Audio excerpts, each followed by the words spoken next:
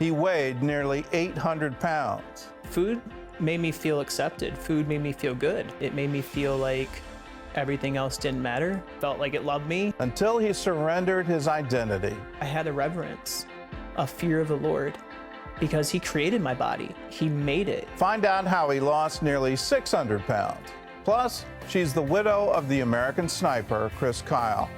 Taya Kyle is here to discuss how she overcomes grief and her plan to help others find purpose and passion on today's 700 Club Interactive.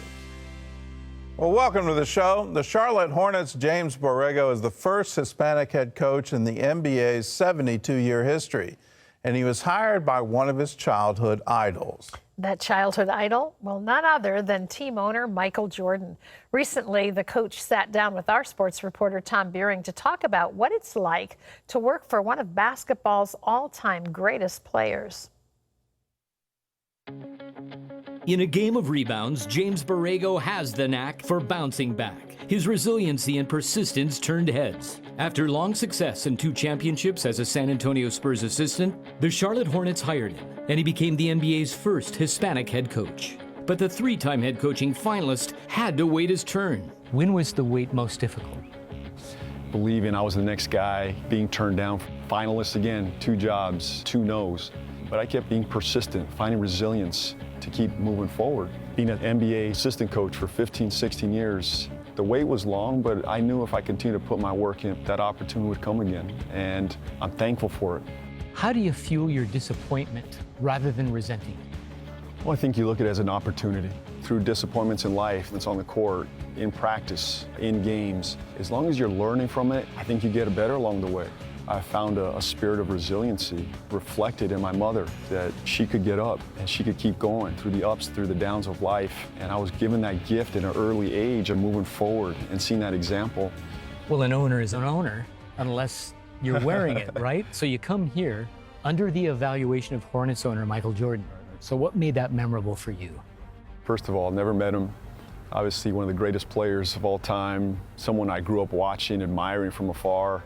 To walk in his home and be interviewed and spend time with him was surreal for me. Someone that knows basketball at extremely high level. He was interested in me, to hear my vision, what I could help bring his company, his organization. It was a wonderful conversation of basketball, life, moving this team forward. And we spent a lot of time watching a basketball game, talking X's and O's. But he's been a wonderful owner, someone that brings great value, someone who I trust, and someone who I know believes in me and this entire group. Was there a favorite question he asked? Who did you grow up rooting for? No. Your mandate was Bulls? Bulls all the way.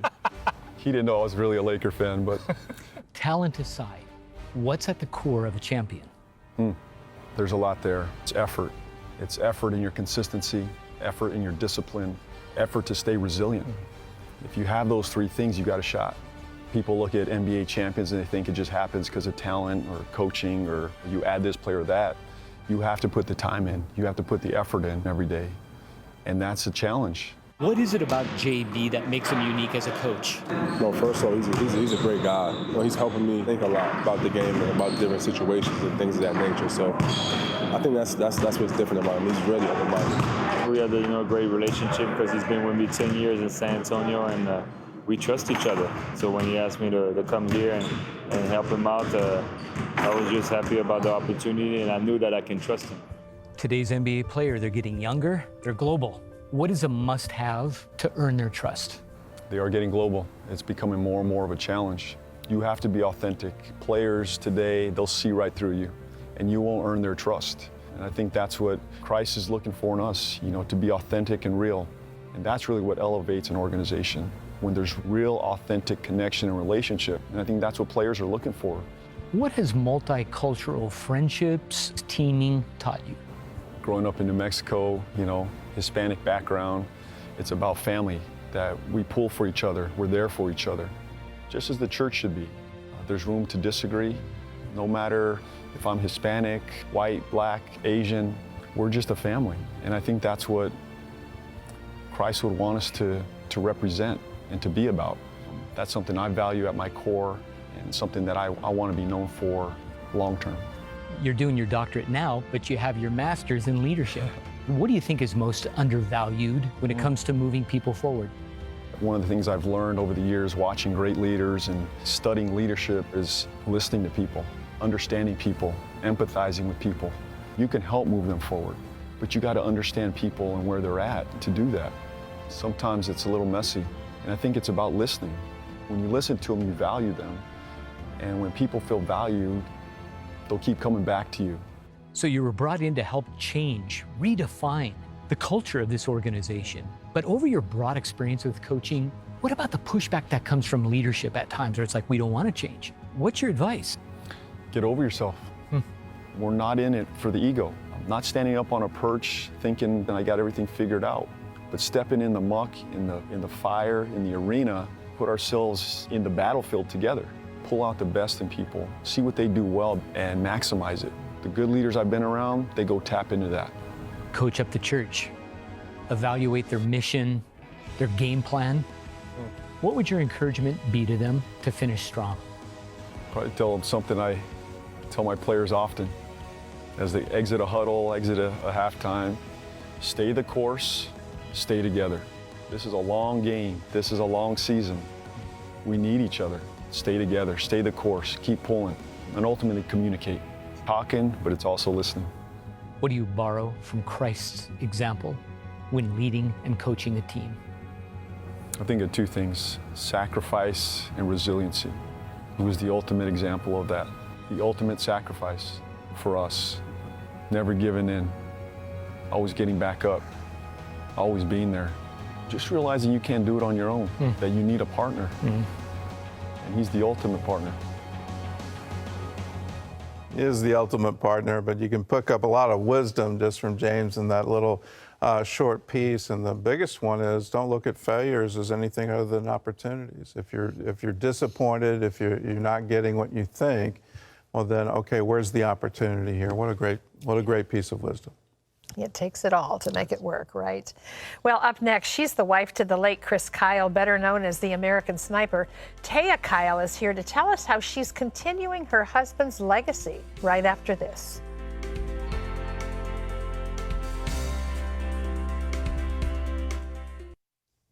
How do you deal with grief? The Bible tells us that God comforts us in our sorrows so that we're better prepared to comfort others. Well, sometimes hearing stories of triumph encourages those of us who are dealing with life's trials.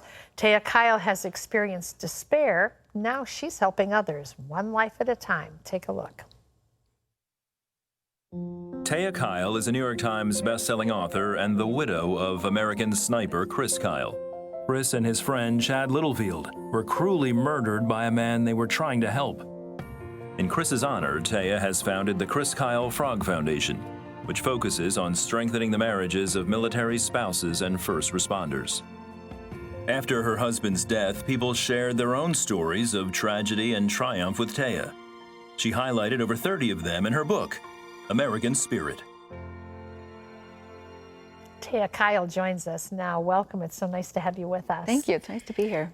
You've called the American Spirit a love letter to the country. What do you mean by that, Taya? You know, I just think it's when you see someone hurting or angry and you think there's more to them and you try to reach their soul and get past the anger. And I feel like that's where we are in this country. It feels very divisive and polarized. And I see this country as still having a soul. And I think that's the healing process. We need to get to the soul.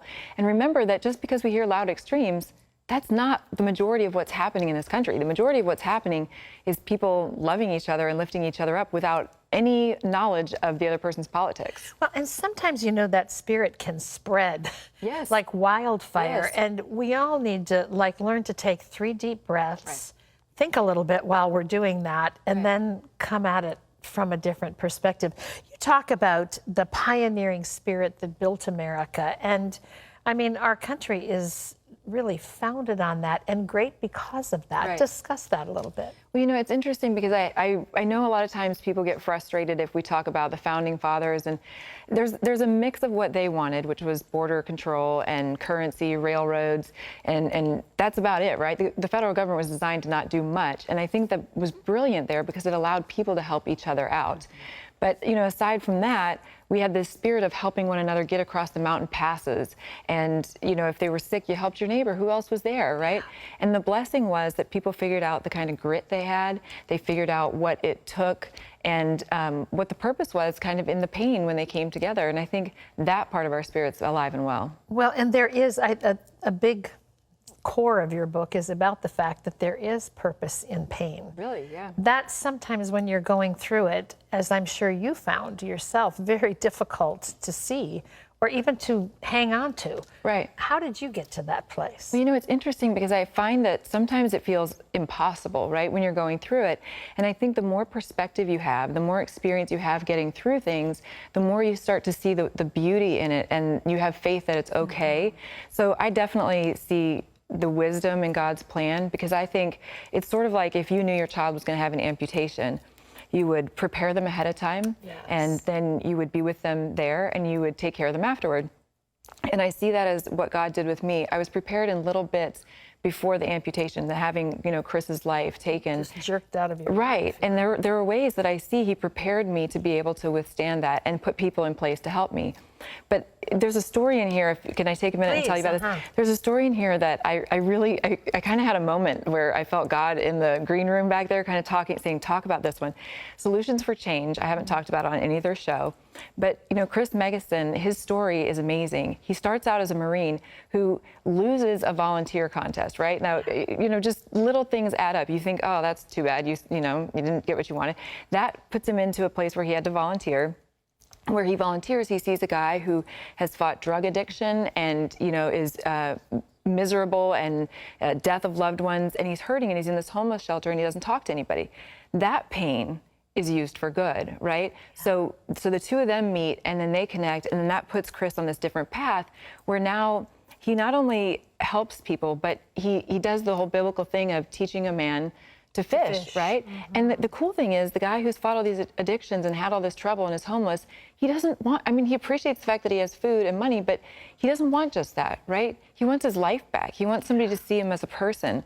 And so Chris goes and creates a 2.5-year program for people. You know, there's a story in there of how it happens, but where people actually change their lives for the better. So I take that and I think one little thing at a time that we would see as horrible actually ended up being the most amazing blessing for all of these families who now have a totally different trajectory. Yeah, that wouldn't have happened had he gotten what he wanted in the first place. That's exactly right. It's a Romans 8:28 moment. You know, God takes sometimes what the enemy has planned for you that's not good and turns it into something that's a blessing for many. I think he does that every time. We just have to be wise enough to see it, and we have to be open enough and not have fear rule our lives. And sometimes my life has been a journey of turning fear into faith. I was very afraid of a lot of things, and the longer I live, I see if God can get me through the worst, he can get me through the littlest. And at one point I would have thought he wouldn't care about the little things.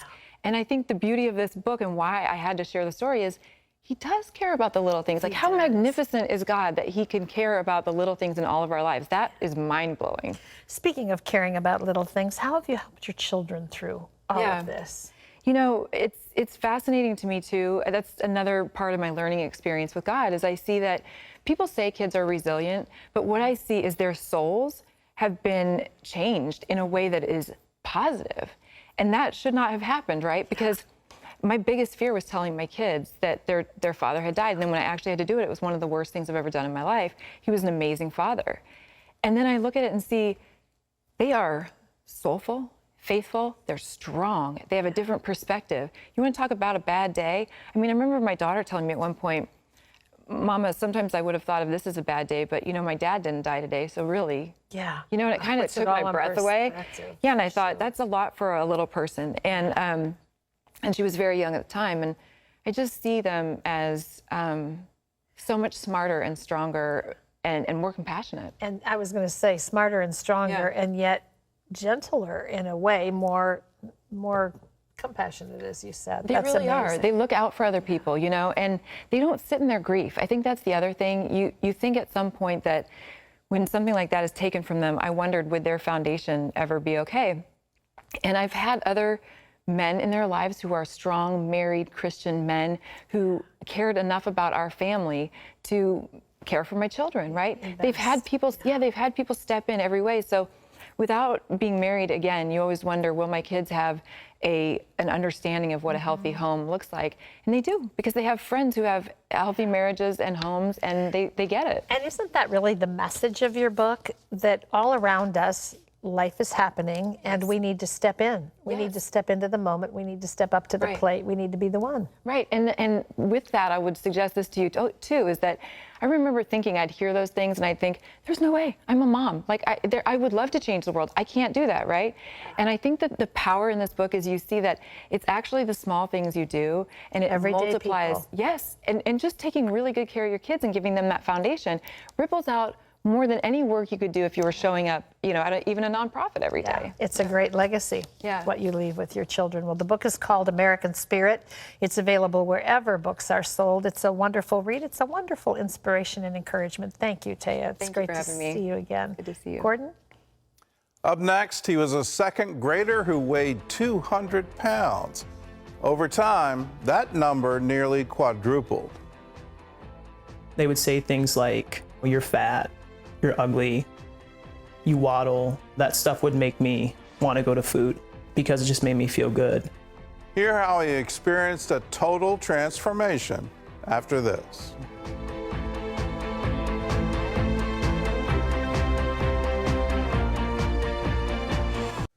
Justin Willoughby walked into the doctor's office for a routine checkup. He left in an ambulance. That's because Justin weighed 799 pounds. At the hospital, he knew he needed to lose weight, and he needed to change more than just his diet.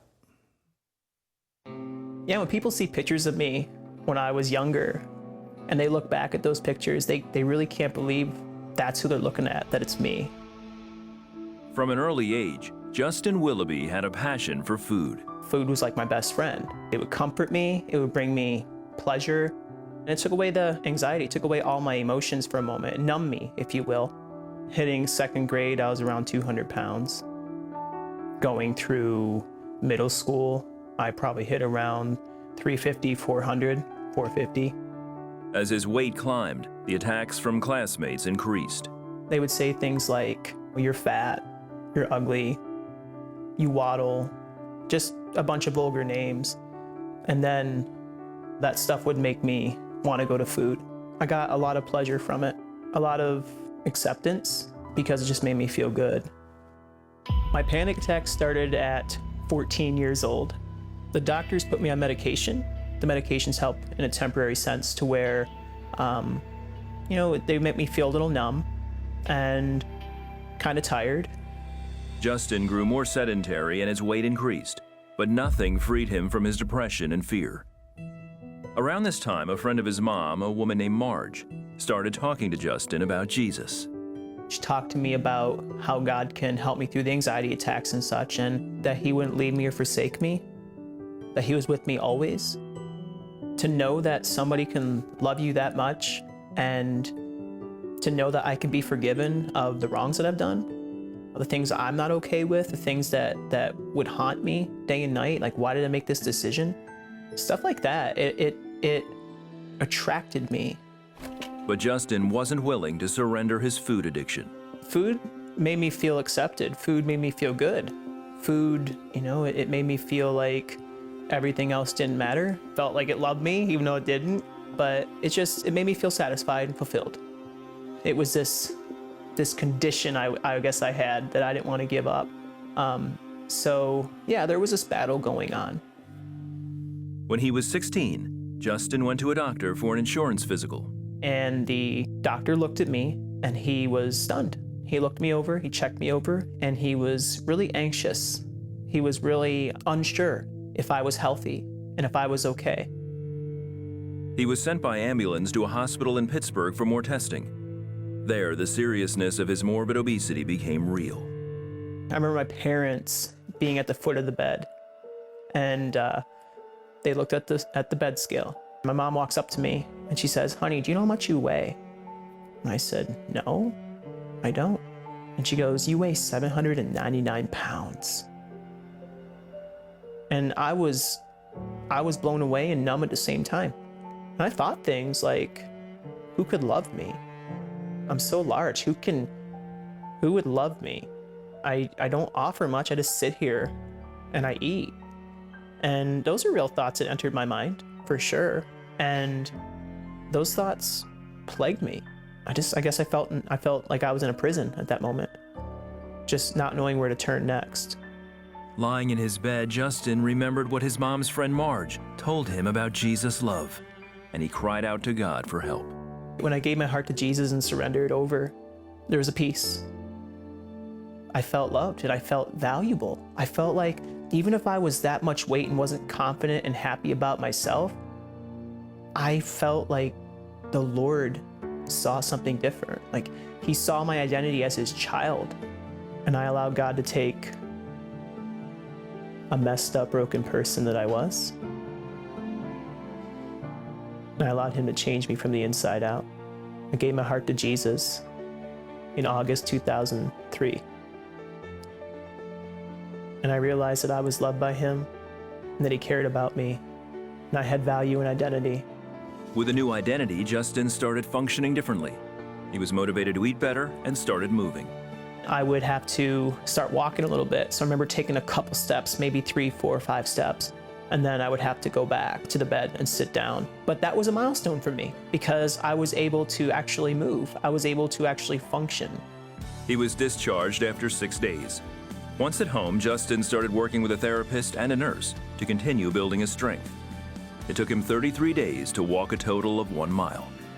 And then I started walking a little bit easier. It took me less days, 20-some days a second time. I did another mile. And then less time, do my next mile. And eventually I started walking around stores and going out and actually becoming part of society again. The first year, Justin dropped 200 pounds through dietary changes and exercise. The second year, he dropped another 200. He learned to rely on God anytime he felt like giving in to his food addiction. The closer I got to God, the closer I grew my relationship with Jesus, I do believe my body got healthier. It's because I had a reverence, a fear of the Lord, because he created my body. He made it. He created it in such a way to where it is a temple. You know, he lives in it. If God comes to live in you, if he dwells in your body, if he dwells in a temple, don't you think that temple should be taken care of? Today, over 10 years later, Justin remains addiction and panic attack free. He is married and has shared his transformative story on radio, TV, and church meetings. As a weight loss coach and motivational speaker, Justin enjoys pointing others to the life-changing power of Jesus. God made you you, and he wants you to be the best version of you. And that only comes from surrendering your life over to him and allowing him to shape you into who he wants you to be. What he's done for others, he will do for you. What Justin said is a great key. When he was talking about food, it made me feel like it loved me. It made me feel that way, even though it didn't. And even though food was killing him, that act, that eating of it, made him feel like he was loved. I think that's the key to all addiction and all compulsive behavior, and you find it in Hosea, where God talks about idolatry. He talks about harlotry, and then he says new wine. What they do is they enslave the heart. And when you understand that your heart's enslaved to it, it makes you feel like you're loved, even though it's killing you. This applies to anything. And whether you talk about fame or internet addiction or video game addiction or alcoholism or drug addiction or food addiction, what it means is your heart is enslaved and you're doing things that on a repeated pattern are actually destroying you. But I've got great news for you. You can take that love and replace it for something real. And that is the love that God has for you, the dignity that that love gives you, and then the confidence moving forward that you're changed from your innermost being, that what you used to love to do that destroyed you can now be changed into love for the one who loves you infinitely and wants you to be with him for all eternity. If you want to experience this, give us a call. All you have to do is say, I need to find Jesus today. I need to know that I'm loved. I need to know that I'm forgiven. I need to know that I'm going to be cared for the rest of my life and then for all eternity. We're here for you. We're not here to judge you. We're here to set you free and let you know that God loves you. Call us, 1-800-700-7000. Here's a word from Psalms. And those who know your name will put their trust in you. For you, Lord, have not forsaken those who seek you. God bless.